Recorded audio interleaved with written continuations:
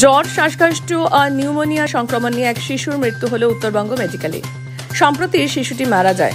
হাসপাতাল সূত্রে জানা গিয়েছে শিশুটির নাম সোনিয়া পারভিন, 1 মাস 4 দিন তার বয়স। তার বাড়ি জলপাইগুড়ির বোধাগঞ্জের নাকুগছে।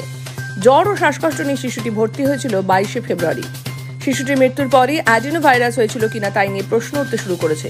যদিও শিশুটি সেপ্টিসেমিয়া আক্রান্ত হয়ে মাল্টি অর্গান ফেলিওর হয়ে তার মৃত্যু হয়েছে বলে জানান হাসপাতালের ডিন ডক্টর সন্দীপ সেনগুপ্ত। তিনি বলেন, শিশুটির নিউমোনিয়া ছিল, কিছুদিন ভেন্টিলেশনেও ছিল, প্রায় 19 দিন ভর্তি ছিল। প্রথমে একটু ভালো হলো, পরে আবার অবনতির দিকে চলে যায়। মাল্টি অর্গান ফেলিওরের সঙ্গে সেপ্টিসেমিয়াও ছিল। সব রকম চেষ্টা করা হলেও দুর্ভাগ্যজনকভাবে শিশুটিকে বাঁচানো যায়নি।